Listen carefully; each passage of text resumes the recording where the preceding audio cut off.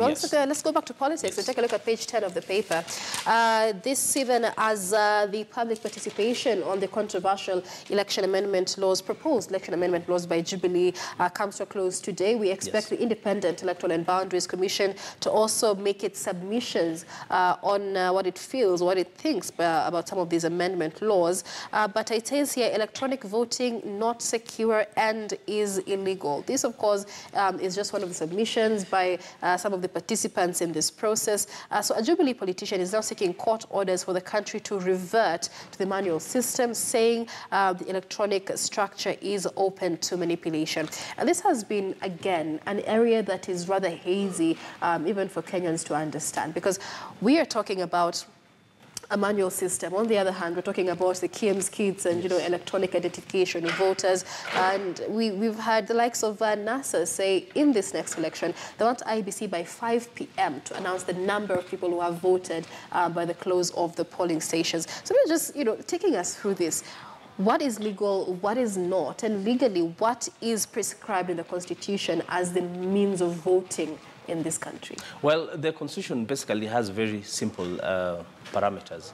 Voting has to be simple, verifiable, and ICT is so good. It is an enabler of any processes, right, be it business, be it services. But then, in terms of elections management, you can only have so much ICT infrastructure, because even the best ICT infrastructure will be vulnerable, because it's an IC system which is made up by... It's not the computers, yes, it's the people. Yes, it's the people. So I think there's only so much that any elections manager can rely on ICT. But basically, international best practice that any voting system has to be very simple. You have to be able to verify.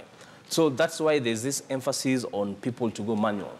Germany just had their elections a few weeks ago, and we're told up to 60 million people voted, and basically that election process was manual. Right. Yes. It's only, the ICT bit comes only in terms of now when you want to collect and you want to transmit these elections. So there's a need for Parliament, not even if not now, in days ahead, to look into how do you find the right balance between manual and electronic. Right, but this, of course, the participation and the debate on these proposed amendment laws has caused quite a stir, bringing, dividing Parliament even further, because we've seen opposition members of Parliament boycott these sittings. Yesterday, National Assembly Speaker Justin Muturi is saying opposition boycott will not hamper the lawmaking process as long as they have quorum. And Jubilee does have the majority in Parliament. Who is losing here, really, with opposition lawmakers boycotting these sessions?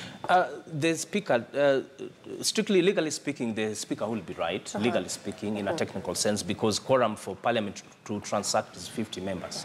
But then when you look at both the EU Observer Mission, when you look at the Carter Center, when you look at the voices of the religious leaders, they have all come in and said, is there really a need for these laws at this time? Right. Because one, when you have amendments being proposed so close to an election date, when there's no consensus on those very amendments, then it risks to create more division, it risks to create more confusion, and it is not in accordance with international best practice. Right. So the best thing will be right now either seek consensus on those amendments or shelve them, because in the words of the IEBC chairperson, when the Supreme Court gave its verdict, it was not that the laws were wrong. It was the implementation of those laws.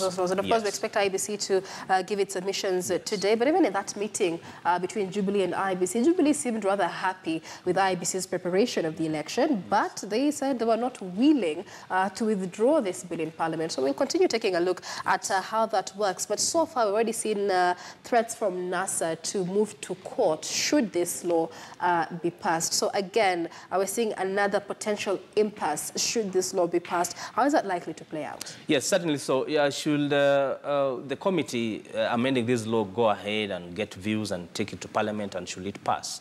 The Constitution under the Bill of Rights provides everyone with the opportunity. If you feel that any law threatens or is likely to breach your fundamental rights, you can go to court.